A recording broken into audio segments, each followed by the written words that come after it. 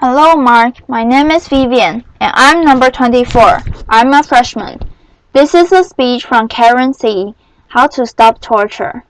In 1994, I walked into a prison in Cambodia, and I met a 12-year-old boy who had been tortured and was denied access to counsel. And as I looked into his eyes, I realized that for the hundreds of letters I had written for political prisoners, that I would never have written a letter for him. Because he was not a 12-year-old boy who had done something important for anybody.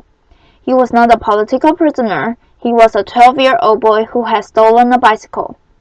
What I also realized at that point was that it was not only Cambodia, but of the 113 developing countries that torture. 93 of these countries have all passed laws that say you have a right to a lawyer, and you have a right not to be tortured. And what I recognized was that there was an incredible window of opportunity for us as a world community to come together and end torture as an investigative tool. We often think of torture as being political torture or received for just the worst. But in fact, 95% of torture today is not for political prisoners. It is for people who are in broken down legal systems, and unfortunately, because torture is the cheapest form of investigation, it's cheaper than having a legal system, cheaper than having a lawyer, and early access to counsel. It is what happens most of the time. I believe today that it is possible for us as a world community, if we make a decision to come together and end torture as an investigative tool in our lifetime. But it will require three things. First is the training, empowerment, and connection of defenders worldwide. The second is ensuring that there is systematic early access to counsel. And the third is commitment. So in the year 2000, I began to wonder, what if we came together?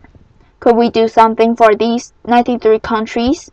And I founded International Bridges to Justice, which has a specific mission of ending torture as an investigative tool and implementing due process rights in the 93 countries by placing trained lawyers at an early stage in police stations and in courtrooms.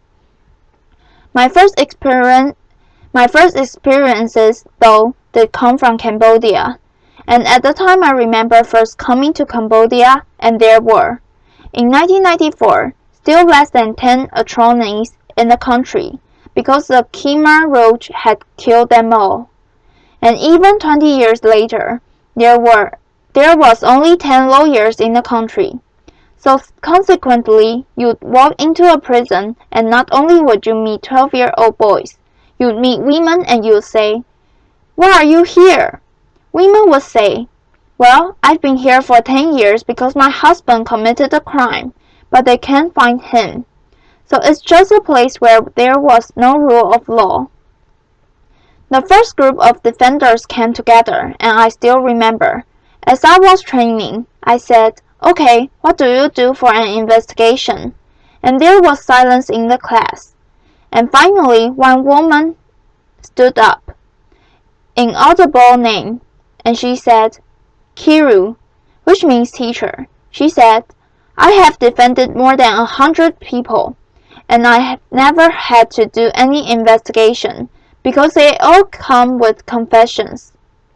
And we talked about, as a class, the fact that number one, the confessions might not be reliable. But number two, we did not want to encourage the police to keep doing this, especially as it was now against the law. And it took a lot of courage for these defenders to decide that they would begin to stand up and support each other in implementing these laws. And I still remember the first cases where they came, all 25 together. She would stand up and they were in the black, and they would support her. And the judges kept saying, "No, no, no, no. You are going to do things the exact same way we've been doing them."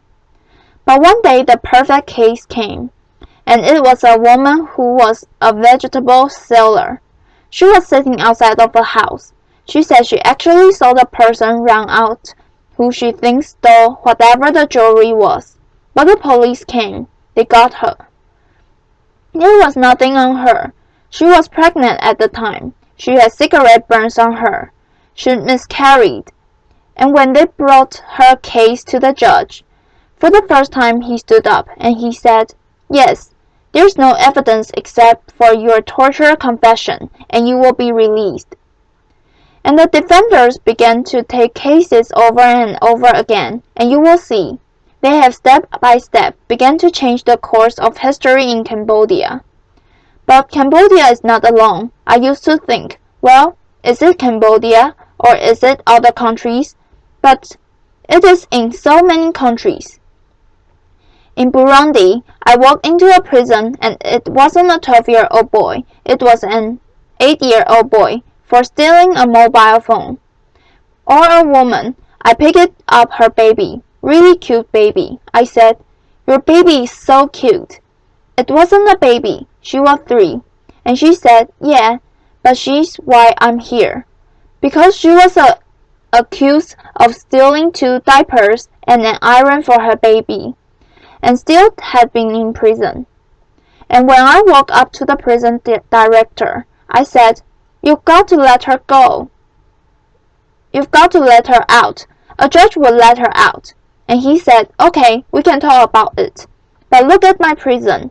80% of the 2,000 people here are without a lawyer. What can we do?" So lawyers began to courageously stand up together to organize a system where they can take cases.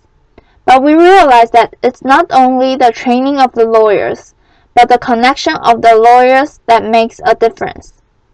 For example, in Cambodia, it was that Inaudible Name did not go alone, but she had 24 lawyers with her who stood up together. And in the same way, in China, they always tell me, it's like a fresh wind in the desert when we can come together. Or in Zimbabwe, where I remember Innocent, after coming out of a prison where everybody stood up and said, "I've been here for 1 year, 8 years, 12 years without a lawyer."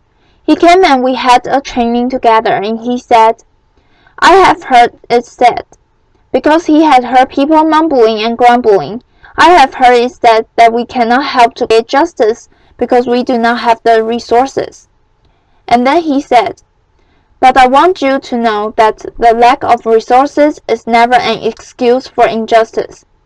And with that, he successfully organized 68 lawyers who have been systematically taking the cases. The key that we see, though, is training and then early access. I was recently in Egypt and was inspired to meet with another group of lawyers, and what they told me is that they said, "Hey, look, we don't have police on the streets now. The police are one of the main reasons why we had the revolution. They were torturing everybody all the time." And I said, "But there's been tens of millions of dollars that have recently gone into the development of the legal system here. What's going on?" I met with one of the development agencies, and they were training prosecutors and judges, which is the normal bias, as opposed to defenders, and they showed me a manual which actually was an excellent manual. I said, "I'm gonna copy this." It had everything in it. Lawyers can come at the police station. It was perfect. Prosecutors were perfectly trained. But I said to them, "I just have one question, which is, by the time that everybody got to the prosecutor's office, what had happened to them?" And after a pause, they said, "They had been tortured." So the pieces are not only the training of the lawyers, but us finding a way to systematically implement early access to counsel, because they are the safeguard in the system for people who are being tortured. And as I tell you this, I'm also aware of the fact that it sounds like, oh, okay, it sounds like we could do it. But can we really do it? Because it sounds big. And there are many reasons why I believe it's possible. The first reason is the people on the ground who find ways of creating miracles because of their commitment.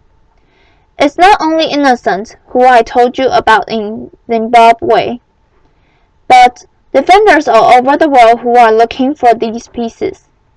We have a program called Justice Makers, and we realize there are people that are courageous and want to do things. But how can we support them? So it's an online contest where it's only $5,000 if you come up with an innovative way of implementing justice. And there are 30 justice makers throughout the world, from Sri Lanka to Swaziland to the DRC, who with $5,000 to do amazing things through SMS programs, through paralegal programs, through whatever they can do. And it's not only these justice makers, but people we courageously see figure out who their networks are, and how they can move it forward. So in China, for instance, great laws came out where it says police cannot torture people or they will be punished.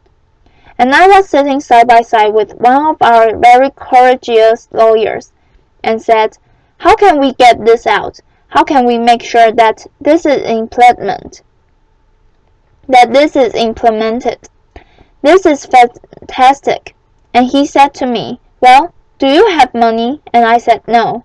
And he said, that's okay. We can still figure it out. And on December 4th, he organized 3,000 members of the Youth Communist League from 14 of the top law schools who organized themselves, developed posters with the new laws, and went to the police stations and began that what he says is a non-violent legal revolution to protect citizen rights. So I talked about the fact that we needed to train and support defenders. We need to systematically implement early access to counsel. But the third and the most important thing is that we make a commitment to these. And people often say to me, you know, this is great, but it's widely idealistic. Never going to happen. And the reason that I think that those words are interesting is because those were the same kinds of words that were used for people who decided they would end slavery or end apartheid. It began with a small group of people who decided they would commit. Now, there's one of our favorite poems from the defenders, which they share from each other is, take courage, friends. The road is often long. The path is never clear, and the shakes are very high, but deep down, you are not alone. And I believe that if we can come together as a world community to support not only defenders, but also everyone in the system who is looking towards it, we can end torture as an investigative tool. I end always, because I'm sure the questions are, and I'd be happy to talk to you at any point. But what can I really do? Well, I would say this. First of all, you know what you can do. But second of all, I will leave you with the story of Vishna, who actually was my inspiration for starting International Bridges to Justice. Vishna was a 4-year-old boy who, when I met him, who was born in a Cambodian prison in Kendo province. But because he was born in a prison, everybody loved him, including the guards. So he was the only one who was allowed to come in and out of the bars. So you know, there's bars, and by the time that Vishna was getting bigger, which means, what gets bigger? Your head gets bigger. So he would come to the first bar, the second bar, and then the third bar, and then really slowly move his head so he could fit through, and come back third, second, first. And he would grab my pinky, because what he wanted to do every day is he wanted to go visit. You know, he never quite made it to all of them every day, but he wanted to visit all 156 prisoners. And I would lift him, and he would put his fingers through. or if they were dark cells, it was like iron corrugated, and he would put his fingers through. And most of the prisoners said that he was their greatest joy and their sunshine, and they looked forward to him. And I was like, here's Vishna. He's a 4-year-old boy. He was born in a prison with almost nothing, no material goods, but he had a sense of his own heroic journey, which I believe we are all born into. He said, probably I can't do everything, but I'm one. I can do something, and I will do the one thing that I can do. So I thank you for having the prophetic imagination to imagine the shaping of a new world with us together, and invite you into this journey with us. Thank you. Applause. Thank you. Applause. Thank you. Applause.